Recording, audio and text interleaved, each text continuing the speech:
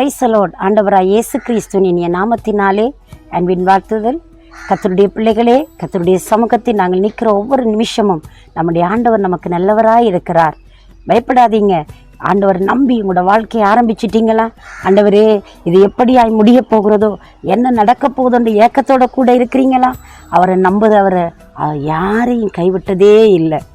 அன்பு பிள்ளையே, தேவன் உங்களையும் இந்த நாட்களில் கனம் பண்ணி அவர் உங்களை காக்க வல்லவராய் இருக்கிறார். உங்களுக்கு அற்புதம் செய்வார், அதிசயங்களை செய்வார். அவர் நன்மைகளை செய்கிற ஆண்டவர். இன்றைக்கும் உங்களுக்கு ஒரு விசேஷித்த நன்மையை வைத்திருக்கிறார். நீங்கள் விசேஷமானவர்கள். உங்களுக்கு அவர் எப்படி நன்மை செய்யாமல் இருப்பார்? அன்பு பிள்ளைகளே, நாங்கள் தேவனுடைய வசனத்தில் இருந்து ஒரு பகுதியை நாங்கள் தியானம் செய்வோமா? லேவியராகம புஸ்தகம் 26வது அதிகாரம் 12வது வசனம். நான் உங்கள் நடுவில் உலாவி உங்கள் தேவனாயிருப்பேன், நீங்கள் என் ஜனமாயிருப்பீர்கள் என்று வேதம் சொல்கிறது.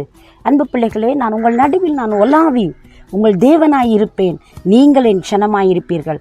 அவர்கள் ஆண்டவருடைய சமூகத்திலே களி கூறுகிற மக்கள் கூட்டம் தான் இஸ்ரவேல் மக்கள். அந்த மக்களை அடிமையாக்கப்பட்டார்கள். எகிப்துக்கு அடிமையாய் கொண்டு போகப்பட்டார்கள். பார்வோனும் அவருடைய சாம்ராஜ்யமும் இந்த மக்களை அடிமைப்படுத்தினது.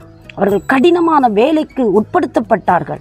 அந்த கடினமான சூழ்நிலையில் இருந்து தேவன் அந்த மக்களுடைய கூக்குரலை கேட்டு மோசே என்கிற பக்தன் மூலமாய் அடிமைத்தனத்திலிருந்து மீட்டெடுத்து மறுபடி தேவன் கொண்டு வருகிறார். கொண்டு வந்து அவர்களுக்கு நியமங்களை கொடுக்கிறார். தேவனை கொடுக்கிற அந்த கட்டளை கற்பனைகளை கை கொண்டு வாழும்படி தேவன் அவர்களுக்கு வாக்களிக்கிறார். வாக்களித்து கொடுத்து அவர்களுக்கு சொல்லுகிறார். இங்கே 12வது வசனத்தில் நாங்கள் வாசிக்கிறோம், நான் உங்கள் நடுவில் உலாவி உங்கள் தேவனாய் இருப்பேன், நீங்கள் என் ஜனமாய் இருப்பீர்கள். நீங்கள் என் நாம மகிமைக்கு ஏதுவாய் நீங்கள் வாழுகிறவர்கள். உங்களுக்கு நான் நன்மையான காரியங்களை செய்வேன், உங்களோட வாழ்க்கையில் மகத்துவமான அற்புதங்களை செய்து உங்களை கனம் பண்ணுவேன் என்று சொல்லி தேவன் வாக்கு கொடுக்கிறதை நாங்கள் பார்க்கிறோம். எந்த மக்கள் அடிமைத்தனத்துக்கு உட்படுத்தப்பட்டார்களோ, எந்த மக்கள் வாதிக்கப்பட்டார்களோ, எந்த மக்களை பார்வோனும் அவருடைய சாம்ராஜ்யமும் கடினமாய் நடத்தினதோ அந்த மக்களுடைய கூலி பறிக்கப்பட்டது.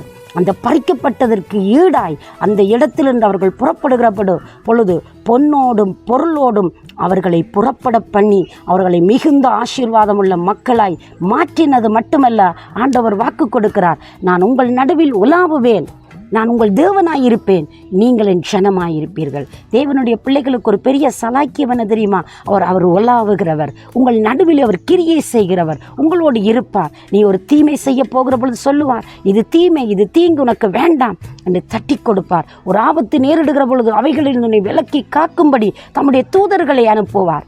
இப்படியாக தேவன் தம்முடைய பிள்ளைகளுக்கு எப்பொழுதும் உலாவுகிறதன் விளைவு இப்படித்தான் நன்மையாய் அமையும். பிரியமானவர்களே, அது மட்டுமல்ல, அவர் நடத்த வேண்டிய வழியிலே நடத்தி கொண்டிருப்பார். இப்படியாக அவர் தம்முடைய பிள்ளைகளுக்கு பக்கபலமாயும் பாதுகாப்பாயும் இருந்து அவர்களை காத்து நடப்பதல்ல, ஜனம் என்ற உரிமையை கொடுத்து உங்களுடைய வாழ்க்கையில் அவர் நன்மை செய்ய வல்லவராயிருக்கிறார்.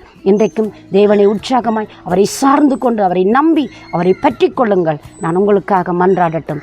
சர்வ வல்லமையுள்ள தேவனே, இயேசுவின் நாமத்தில் இந்த பிள்ளைகளுடைய வாழ்க்கையில் ஒரு நன்மை செய்து இவர்களை கனம் பண்ணும்படி ஜெபிக்கிறேன். இவர்கள் தேவனாய் இருந்து இவர்களை மகிமையாய் வெற்றி சிறக்க பண்ணும். இவர்களை பொறுப்படும் காத்து ஆசீர்வதியும். இயேசுவின் நாமத்தில் ஆசீர்வதித்து ஜெபிக்கிறேன் ஜீவனுள்ள நல்ல பிதாவே. ஆமேன், ஆமேன்.